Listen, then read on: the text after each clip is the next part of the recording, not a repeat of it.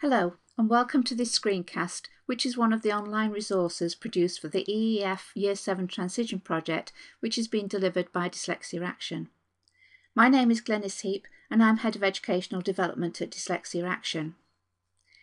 In this screencast, we're going to consider what is meant by graphic organisers and look at some examples of the different types. We're going to look at some of the many ways they can be used, and I will point you in the direction of some free software, as well as mentioning a couple of commercial packages. So, what are graphic organisers? Well, you're looking at one now. It's a plan of what I'm hoping to cover in this session. If you look at the map on the screen, you'll see that I'm going to begin with the branch in blue where it says, "What is it?" We then move clockwise around the map. So, what we're talking about is visual thinking and learning.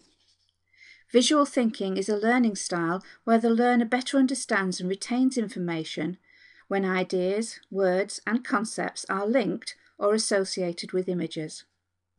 Visual learning helps students to organise and analyse information. We use diagrams all the time to display and organise large amounts of information, and that helps us to understand and see relationships and patterns.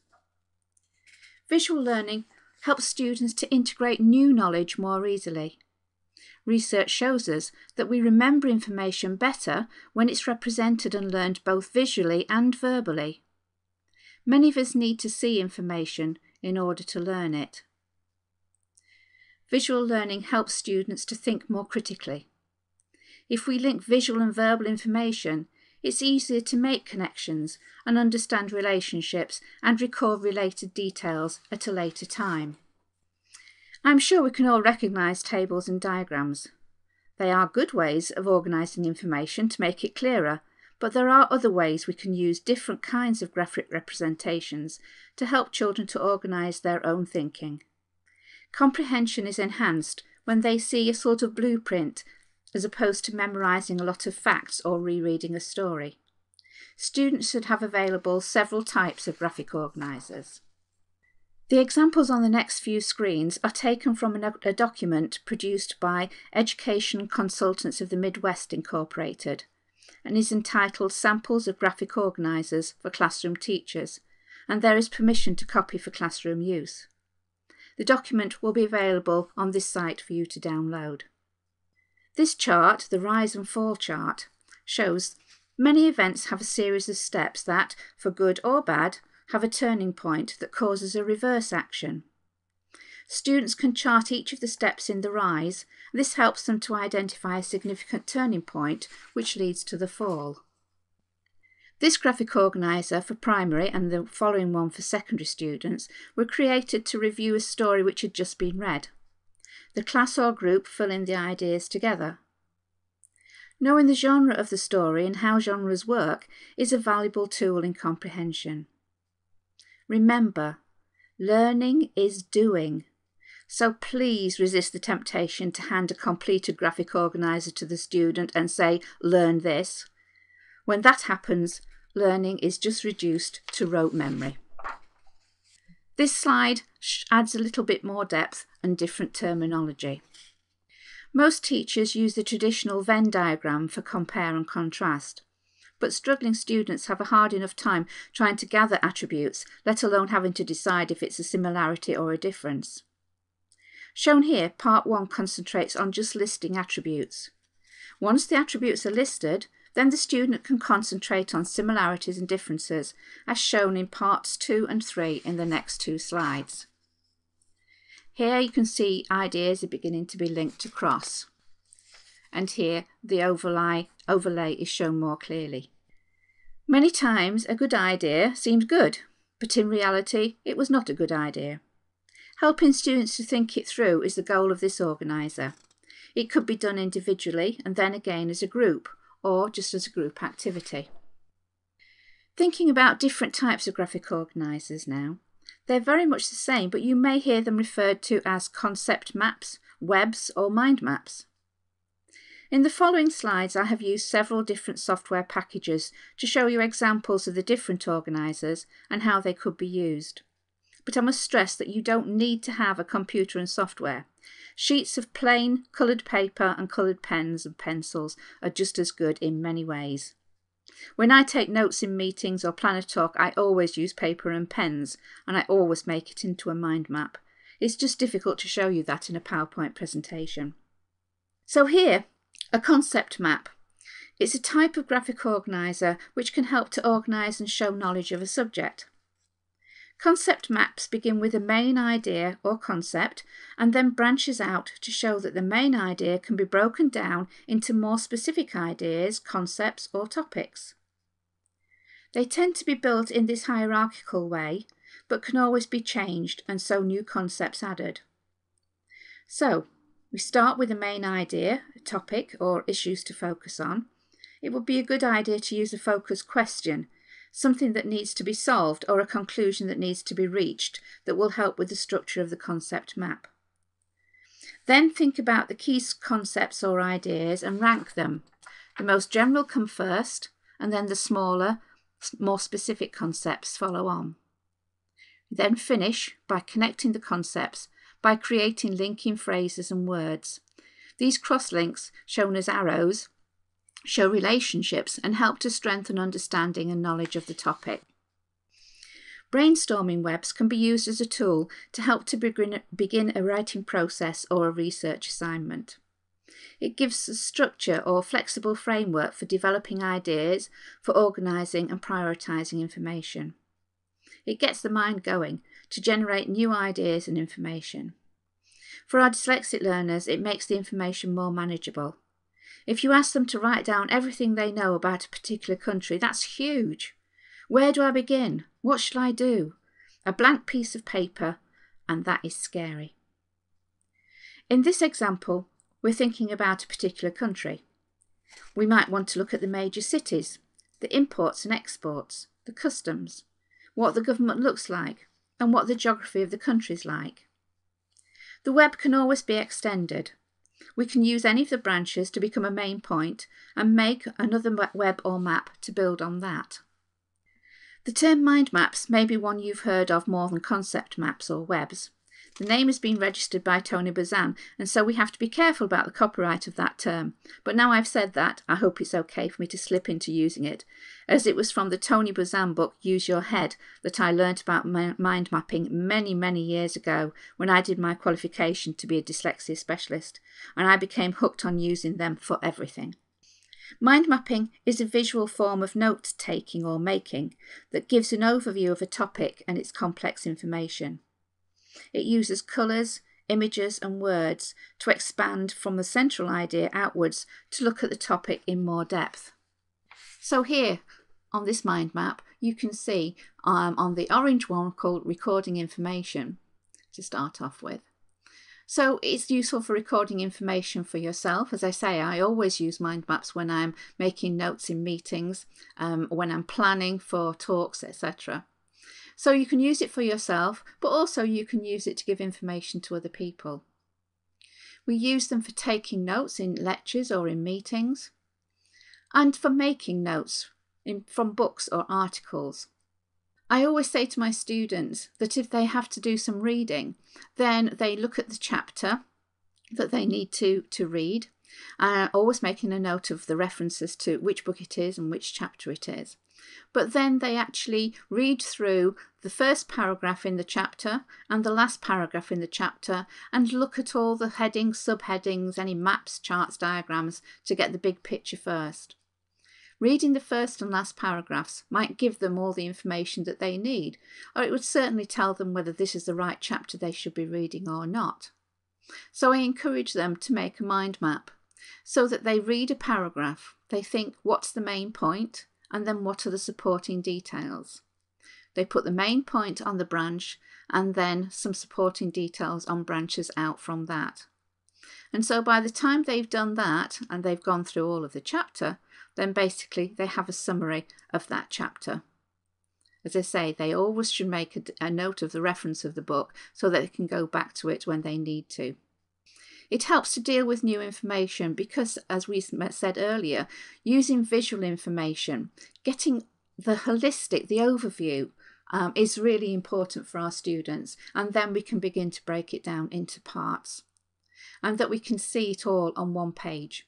Using colour is also important because that helps us to define areas of information. We use mind maps also for assembling ideas, for planning, for brainstorming, thinking, which leads us onto writing.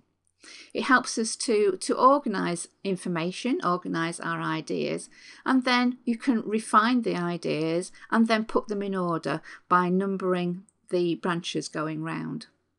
We can see relationships and we can join branches together with arrows to show connections and ideas, or we can use colour to show connections and ideas as well. It helps memory because it's dealing with visual information and also spatial. I always say to my students when they're revising that they make mind maps of their revision notes using colours, but then try to visualise the map, make it memorable, so that when they get into the exam they sit quietly, breathe deeply and try to visualise their mind map, and that will give them a start of the thinking for answering the questions. Mind mapping is for all ages. I would say we start with very young children to show them how to use mind maps. But then I've worked with people who are at university, who are businessmen, who also use mind maps to process information, to help them to plan their reports, presentations, use them in meetings, etc., etc. For revision, I've already said to try to remember it as sort of visual information is very important. But when my students are revising, I say to them, start with a blank piece of paper. Think about your topic.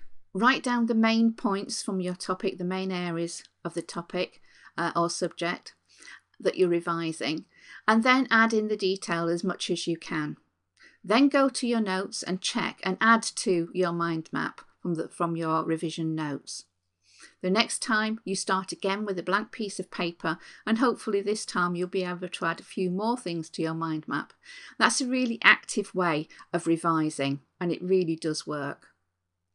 So using this kind of graphic organizer provides you with structure. It provides you with a sense of direction.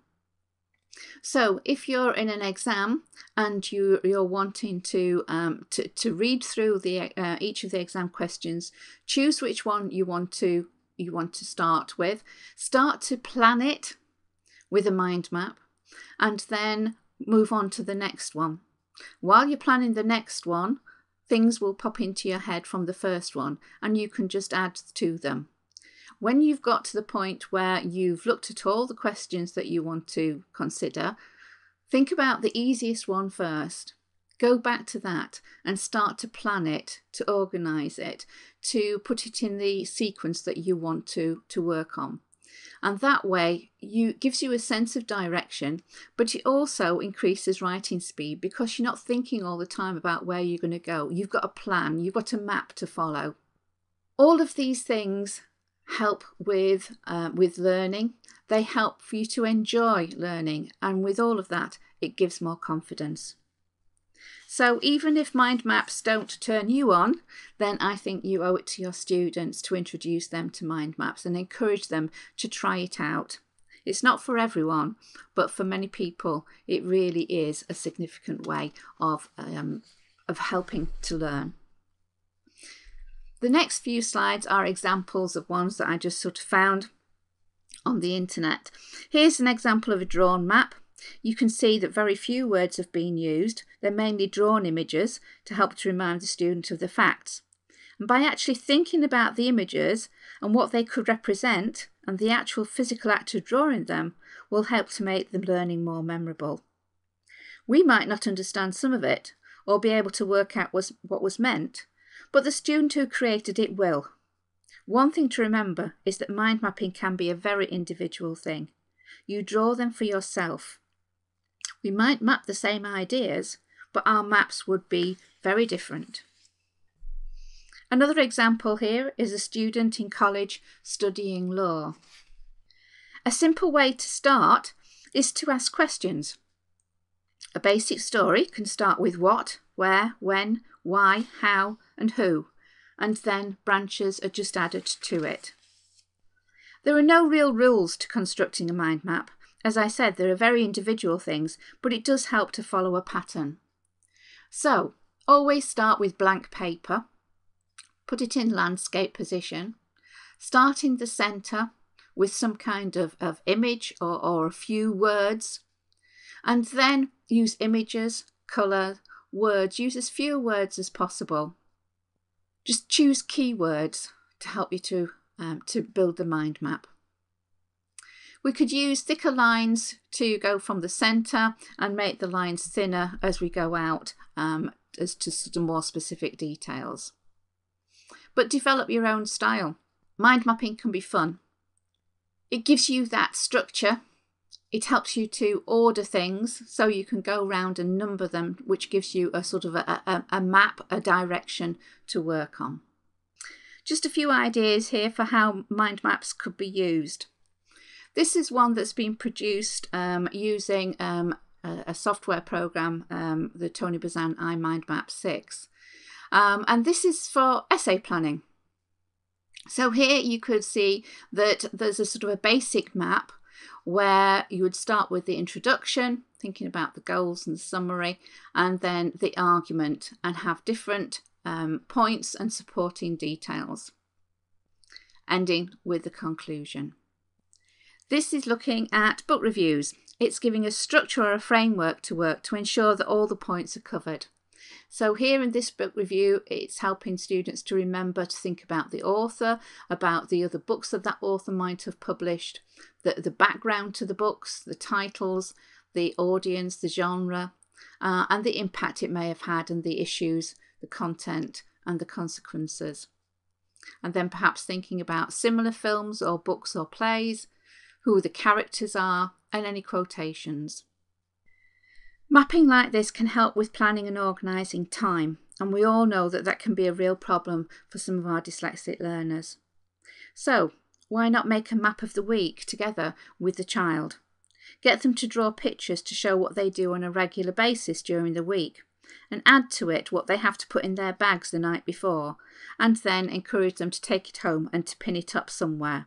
It could be a very simple one for younger children with more detail for the older ones. This is a map I produced a few years ago when I was talking to a group of further education tutors. I was talking about the necessity of making learning a multisensory experience and about the underlying principles of teaching and learning, and I think it fits into what we're saying about using graphic organisers. I talked about metacognition. Students with specific learning difficulties need to understand how they process information to facilitate their own learning. They need to understand their individual learning preferences, strengths and weaknesses. Mapping is a very visual way of dealing with information and will appeal to many learners who are dyslexic. I talked about the need to make learning multisensory, that tutors and teachers need to adopt a multisensory approach to learning, respecting the student's preferred learning style. Mapping is about talking things through or using them to report back on, as well as the act of drawing them and having a visual image in our heads. Motivation is an important component of specific learning difficulty students' learning experience. It can sustain students' expectations, aspirations, self-esteem and confidence. Maps can be a fun and interesting way of learning. Modelling. The model, mentor, independence process is very effective for specific learning difficulty students who often find it difficult to appreciate what the task actually involves. So, the teacher or tutor models strategies and approaches. The student puts it into practice and then moves towards independent learning. This process may need to be repeated a number of times before the student moves into a mentored role if the task is particularly challenging.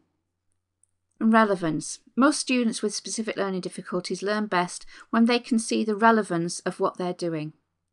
Hopefully they'll be able to see the benefit and relevance of using this visual approach to learning. To get them started, choose a subject that they're interested in, a football team, a pop group. Do we still use that term, or is that me showing my age? A birthday party, or anything else you can think of. Students with specific learning difficulties often learn quickly and forget quickly. They need to recognise this and understand how important and effective overlearning can be. Reviewing a mind map is quick and easy. It's all on one page.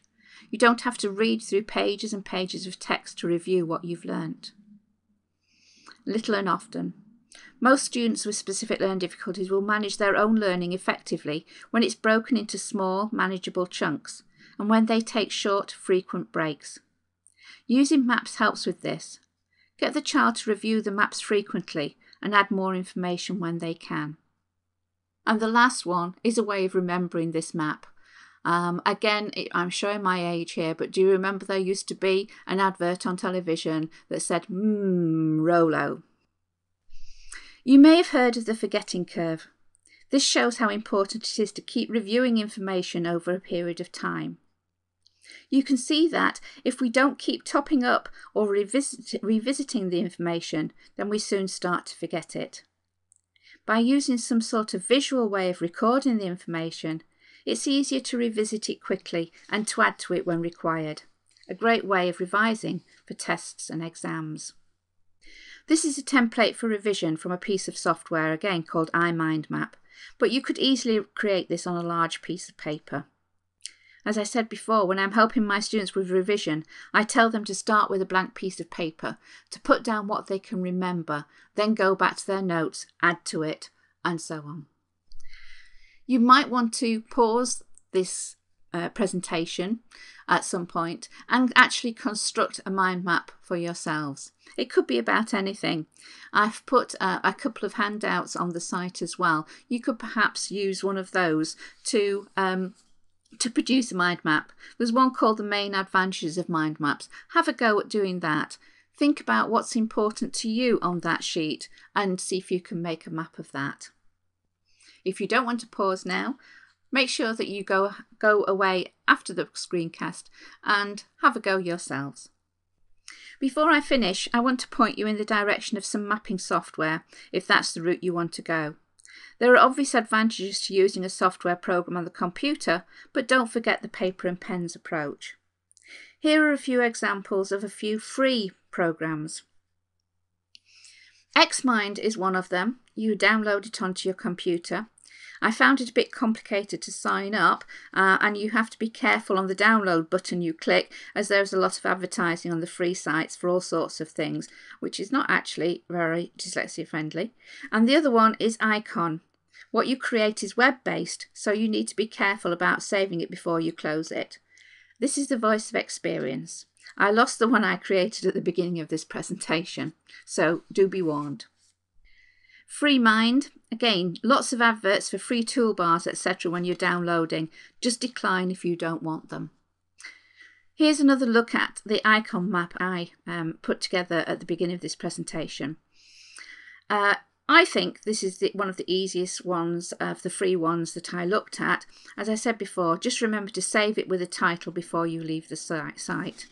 There are lots and lots of free mind mapping software on the internet, so I encourage students to have a look, see which ones they like before they settle on one particular one.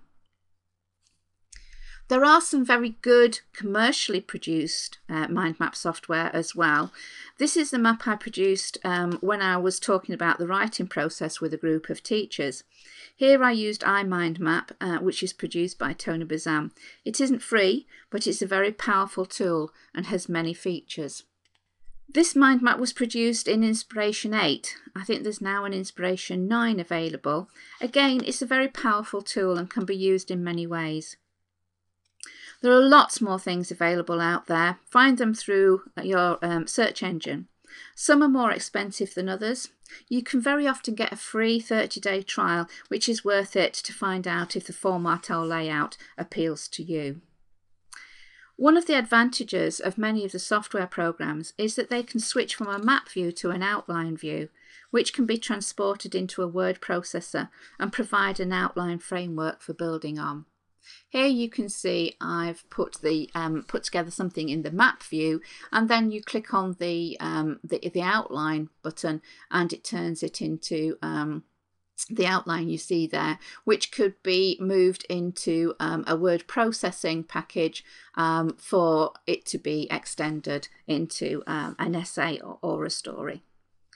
For younger children, the Kidspiration programme has lots of pictures to choose from to make your own maps and lots of templates to build on. Here's another example from Kidspiration. You can download free trials from the Inspiration website. So, this is a list of the addresses for the mapping software I have used in this presentation. As I say, lots more free or commercial packages on the internet for you to try. These are not ones that I say you ought to have, but these are just ones that I found when I was looking around.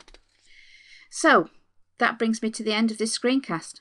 I hope I've given you a few ideas and that I've convinced you to at least try the idea with your children or students. It helps with any age, and I think the earlier they're introduced to the idea, the better.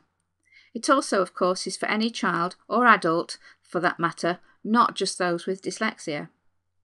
I'm afraid I'm a rather sad person, as I've been known to even mind map my shopping list. Think about it. Wouldn't that work?